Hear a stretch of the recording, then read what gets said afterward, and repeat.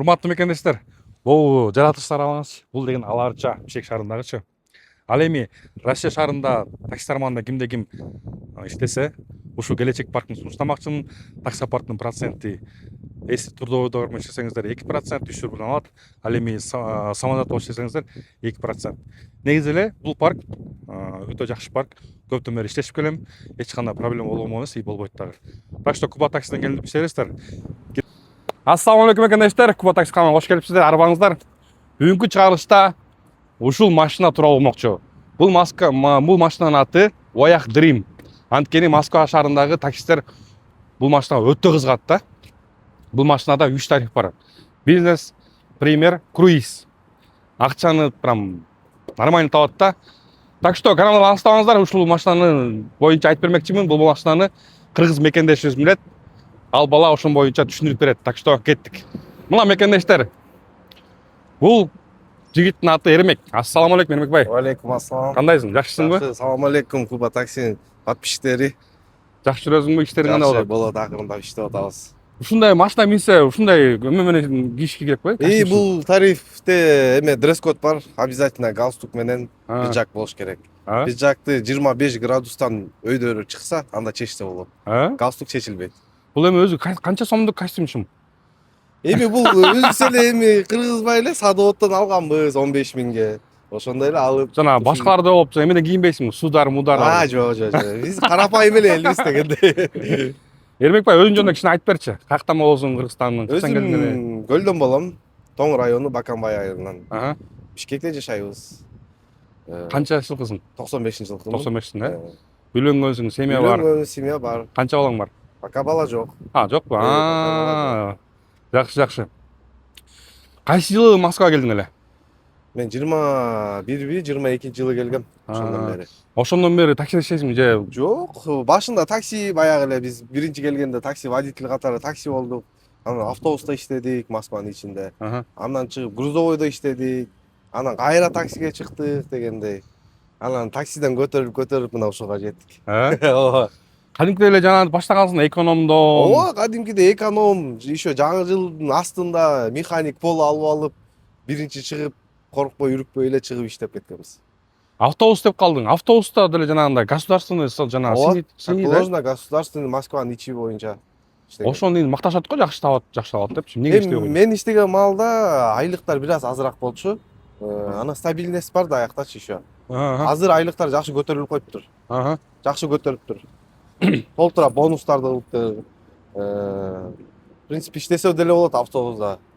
Кыскача айтып кетейин, автобуста азыр айлык 170ден 250гө чейин таба алышат. Сен канча көп иштедиңби? Автобуста 1,5 жылдан ашык иштедим. Жакшы экен да. Жанагындай отпуск тияк бияк төлөнчү да? Как положено, отпускной, расчетный, больничный полный төлөнөт. Жакшы. Эми бул машинага өтөлү. Бул машинанын атын айт, кайсы жылкы, эмне машина айтчы? Арендасы канча? Машинаны 2023-жылкы, аты Voyage Dream. 3 тариф кирет буга. Бизнес, премиум, анан круиз. Машинанын пробеги 65 миң, арендасы 3кө бөлүнөт. 9,5 миң деген 7-0, бирок вперед бересиңер акчаны. 10-0 болсо, 7-0 болсо 10 миңден. 11 миң 7-0, 6-1 11 миңден болот, бирок выходной күнү өзүң жумуштарың менен жүрсөң болот, иштесең болбойт. Ошондой. Бул арендасы көп экен да, сага оор эмеспи? Мындай да, арендасы көп болгону менен бияктын баалары бөлөк да. Баалар бөлөк, кишилери бөлөк. Мисалы болот, менен жана круизден эң минимальный короткий заказ канча сом болот? Минимальный 1800. 1800 башталабы? Круизден, Круиз. Примак болсо 800 минималка. 6 мүнөтпү, 5 мүнөтпү 800. Бизнес ташыйсың, ташыбайсың да? Жок, бизнес ташыбайм. Вообще күйүшпөйсүң да? Жок. Өткөндө бир алып көрдүм, айырма болот экен сразу. Бизнестин анан примактын кишилеричи. Ошон үчүн сразу күйгүзгөн жоктум да. Иштен ашып берем, кандай, эмне бар, эмне жок? Бул машина гибрид. Бул менен бензин менен деле жүрөсүңөр, ток менен деле жүрсөңөр болот. Ток менен бирок жүрүп көрө элексиң. Ток менен жүрүп көрө элекмин. Ток менен бир где-то 500 рубльде эконом болот дейт. Пока азыр неметкен жокмун. Бунун от алышы еще тормоз менен. Тормоз тептиңер болду, от алды. Койчу. Ооба, бунда зажигание жок, эч кандай. Өчүргөндө бунун өзүнүн секрети бар экен. Өчүргөндө могу аварийка турат го. Ага. Ошону басып койсоңор, мынтип туруп өзү өчүп калат экен. Азыр өчөт, болду. Өчтү. Базар жок. Гибридный келдиңер, сразу тормоз тептиңер, кичине жылыттыңар, дыйга салып кеттиңер, болду. Вообще өзү кандай экен мындай айдаганда жүргөндөрү, мындай жол алып жүрүшү кандай экен? Эми силердин подписчиңер деле билет болуш керек. Могу ГАК менен буну салыштырганда бул более плотный, качество материала бөлөк, и сама машина другая да, мындай айткандайчы. Өзү башка класстагы машина да ГАК менен салыштырмалуу. Экөө окшош да, эми бир тарифте иштешет дегеним да. Массаж барбы ичинде? Ооба, мында массаж бар. Сен жакта да бар. Водительскийде жок, водительский 24төн ары бар экен массаждар. Бул 23 болуп калган үчүн ошо 24, 25, 26-нын айырмасы только алькантара. Могул болсо биздики көрдүңөрбү? Могу ручка менен жылдырасыңар ары бери. Мындай болчу. Алардыкы электрический экен. Бул негизи бул деле удобный, киши ары бери бат-баттан жылдырасың, электрический аны күткөчө бул менен тарс көтөрүң жылдырдым да болду. Так, мына массаж бар. Биринчиси массаж, 3 положение. Бул обдув, бул подогрев. Анан түшөрдө муну басып койсоңор, кайра өзү ордуна келип калат. Дагы кандай өзгөчөлүктөр экен? Өзгөчөлүк кем панорама бул баарында эле бар, бул Кытай машиналарында бүт эле бар да. Кытай машиналарында бүт эле бар. Бул менен азыр элди деле таң калыштын деле кереги жок го дейм. Жок, негизи мен ушул машинага өтө кызыгам да. Мындай. Астыда дагы бар. Асты люк ачылат еще. Багажды ачсаң да багажды. Багажы өтө чоң эмес. Мындай средний. О сиденьеден артка жыгылат еще. Багаждар көп болгондо бул сиденьеден артка жыгытып койсоңор дагы и көбүрөөк сала бересиңер. Анан бул бир эң плюсу, бул тарифте плюс эмес. Мындай фишкасы обязательно детский болуш керек. Круизде детский болмоюнча бул заказ эле түшпөйт да. Көбүнчө балдар менен отурушат да. Ошон үчүн обязательно детский коюш керек. Антисе круиз. Азыр эме болсо керек, сезон болсо керек, Азыр эми-эмиден башталып келатат. Эми-эмиден акырынан башталып келатат. Сен билишимче муну алганыңа бир 2 жума болуп калды же 1 жума болду? Ооба. Ошол алгандан бери мындай алыс жакка бардыңбы? Алыска бара элекмин. Бир Шереметьево эң алыс жакка барганым аэропорт болду Шереметьевого. Ошол эле жакшы эле көтөрүп коет экен негизичи. Мисалы круиз менен бир Шереметьево барганың бир 7-8 болчу экен? Эми ал ар кандай да километраж минутасына. Мисалы центрден алдың, Тверскайдан алдың. Мындай эле айтып кетейин, мисалы катары. Кече күнү алдым, жок мурда күнү алдым. Эме прям Маховойдон центрден театральный деген жана бар го. Отель. Ошонун жанынан Шереметьевого 50 минут по платке дороги 5700 чыкты. Процент канча? 25пи? 21 меники. 21 Мен бе? чемпионмун да. Чемпион. Бөлүнөт эмес беле. Меники 21%. Качан легенда болсуң?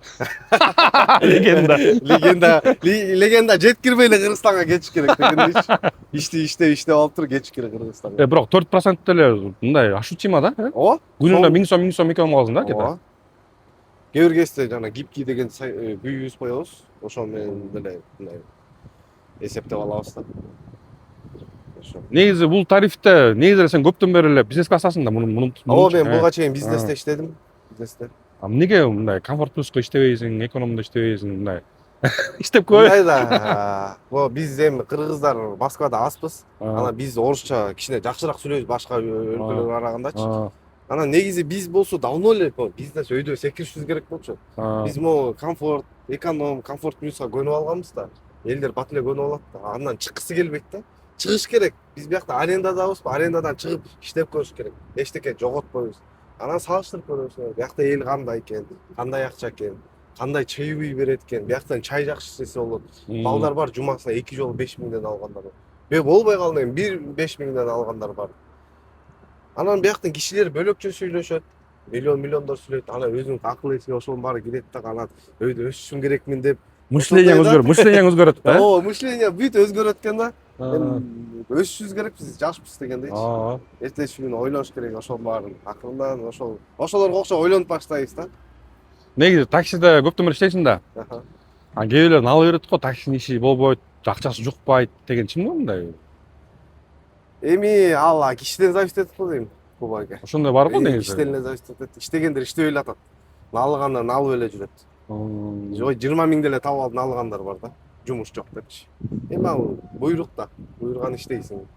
Акчаң берекеси болсо, Бирок байкап атасыңбы, Москва шаарында ушул такси мекенечлер азайып барат, э? ооба. Өтө азайып барат, э? Документация кыйын болуп атат, тиндей мындай болуп, э? Ооба, анысы бар. Анысы Азыр эми каждый второй деле билип калды да. Сразу аминан көрсөтүп, аминасы жок болсо сразу. Уже күнүгө деле 5 миң, 10 миңден берер алар деле тажайт да кайшеттергечи. Ошондой. Бу машинанын баасы канча турат экен негизи билбедиңби? Ал ушундай турушунда. Бир 8 миллион ар жак бер жагы. 8 миллион, да? Точно калп айтпайм, бир 8 миллион плюс минус да. Как алган жакшы же ушуну алган жакшыбы? Мен Как оюмча мен могу эле алмакмын. А? Как көп ичет бензин еще. Анда Андай эки эле тариф, бизнес менен минивенчи. А минивенди заказын алганда бизнестик 100 миңга келбей калат. Как эконом сыяктуу болуп калат да. Минивен алгандан кийин бизнесиң эконом сыяктуу болуп калат. Эконом басындай болот. Отурсаң сиденияга тетега. Отуруп туруп атаманкабы, атаманканы күчсөң. Атаманка мындай кылып көтөрөсүңөр.